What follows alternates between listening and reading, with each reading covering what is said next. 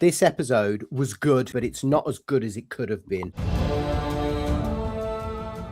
We've got to talk about the kind of good, kind of mid Battle of the Gullet. Mixed feelings. Absolutely. Mixed feelings for the entire episode. And the infamous kiss scene between Aemond and Alicent. Oh my God. I mean, how unnecessary. They cannot help themselves. Some bits were really good. Like, I really enjoyed the battle in the Gullet. I really enjoyed the Winter Wolves scene. I thought the dragons looked unbelievable, especially Sheepstealer. Like, the CGI looks even better than it did last season. They all look great. I can see even Caraxes has had a little bit of an upgrade with his scales. I really like the short bit that we got of Daemon. That's probably one of my favourites. And, you know, Daemon. With the Winter Wolves as well, man. They're looking badass. And obviously, besides the things around the Gullet, I really did like, you know, the battle itself. Yeah. There are parts where I'm like Sheepstealer, for example. Yeah, bringing Sheepstealer into the battle was not a good part, but you're right. Like, the battle between Bitchfist versus Corlys was a pretty good battle. Yeah, Jace standing up to Rhaenyra. We're one episode deep, and we haven't even had Daeron mentioned. There's no mention of Otto Hightower. We have seen his dragon, though. We did see his dragon, you're right. I'm disappointed that we didn't get more of Ormond Hightower, because I think he's going to be my fan favourite of the season, and I am looking forward to that whole Hightower arc, because I don't think we're going to get so much Daeron this season. I think we're actually going to get more Ormond, and he's going to be the fan favourite. I thought the Battle of the Gullet looked good, like the ship battles, they look really good. Some of the plot points with the Gullet, though, were a bit dull, and I expected a bit more, but we'll get to that later on. Overall, there's loads of like good scenes, which I like. Overall, a bit meh. Yeah. Battle of the Mare. Probably the worst first episode if you're a book guy. This show is clearly not for the book fans. They're keeping some parts that are accurate, like Jace's death, fairly accurate, but the reasoning behind it, why he's at the gut, all that stuff, that's just all over the place. I had worries this would happen. I am a bit disappointed. They've been saving this up. It's like, oh, we were meant to show this last season. They saved it for this, and I just feel a bit robbed. I feel a bit robbed. Like, there's so many things I feel like Jace's death. I feel like he was a misused character. Got to the point where I'm only caring because I'm a book fan. I think if I was a normal show fan, I would not care about his death. They haven't bigged him up enough for me. That he hasn't been a central character enough for his death to be a big impact. I was really banking on us getting more from the Pact of Ice and Fire, and I'm quite gutted that we never got more from Cregan Stark, and him and Jace have supposedly made the whole marriage pact. They've robbed us of that as well. It's not just lesser.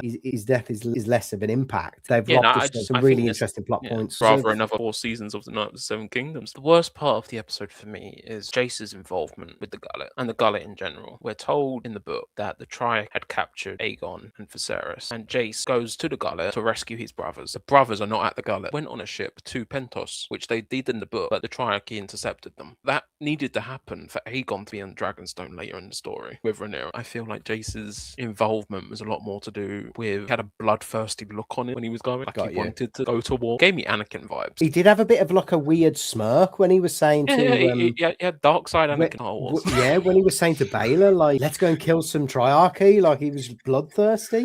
And then you've got Rhaena and Sheep. What are they doing there? I feel like the only reason they put her there is for Rhaenyra to have distrust of the dragon, which is from the books. And obviously we don't have Nettle. They've had to do that somewhere. At the start, I thought she claimed Sheepstealer very easily, and they've tried to merge the Nettles storyline with her. They're trying to merge how Nettles claimed Sheepstealer, which is bringing Sheepstealer sheep, so it becomes docile, and then she was able to climb on top of Sheepstealer and claim it as a dragon rider. But now they're kind of fudging it a little bit, and they're doing a bit of a poor attempt at doing that. That's besides the point. They've removed Nettles from the story. The biggest crime that they committed is the fact that they took away an interesting character. Wouldn't it be great to have got Nettles and to smash the illusion that you need to be a Targaryen in order to ride a dragon? For me, that was the beauty of the Nettles storyline. To remove that is one crime. To fuck up how she somewhat claims Sheepstealer, and then Sheepstealer brings her sheep, but then Sheepstealer doesn't obey commands, and then she's brought into the Battle of the Gullet. I thought that was another crime against the book. What I think's happened to it is they've trapped themselves into a corner where they had to make Sheepstealer Rhaenyra's mount. Right. Obviously, maybe they had doubts after season 2, and they were like, well, you might as well go the full way, and it hasn't worked. Just Rhaenyra in general, really. I just didn't like her this episode. episode, Rhaenyra. She's I'm all just giddy, thinking, like, oh, Alicent came to Dragonstone. how stupid can you be to trust and the enemy, to think that got the power to go to King's Landing and actually open the gates, to trust that How Aemon is giddy going she to was, that's go? annoying. Yeah, like they're besties Why are you all of a sudden. celebrating? Why are you celebrating like she's going to do it?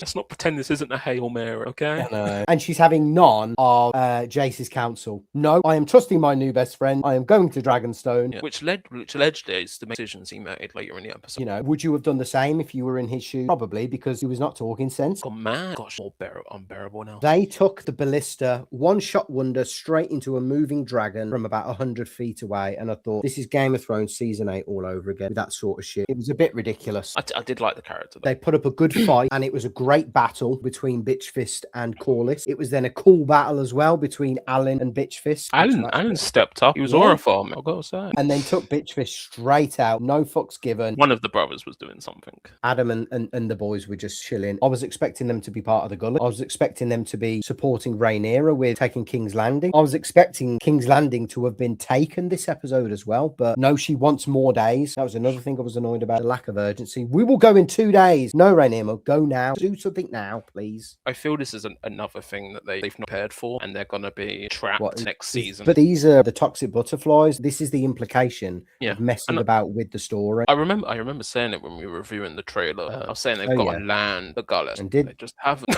It was great visually. It was spectacular visually. But they've not. It's not landed behind the scenes. Yeah, visually it was great. The Jace death scene was shocking for me because I didn't think that they'd go through with it. Rhaena Sheepstealer part was weird, a bit shoehorned in, giving her something to do. I think I've come out of it feeling a bit kind of mid overall about the Gullet. I expected just a bit more. I'll say something.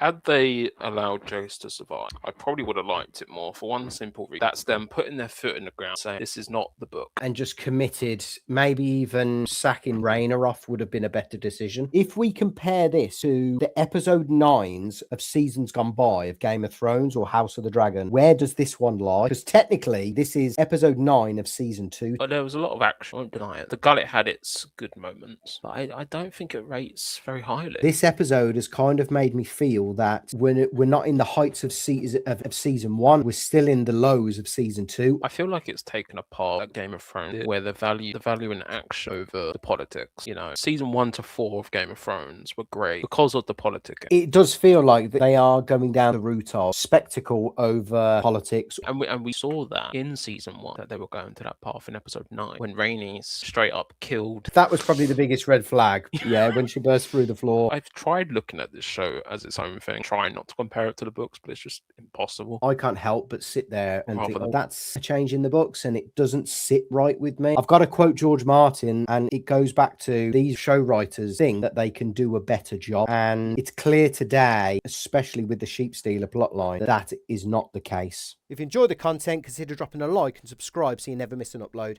Catch you on the next one. Cheers.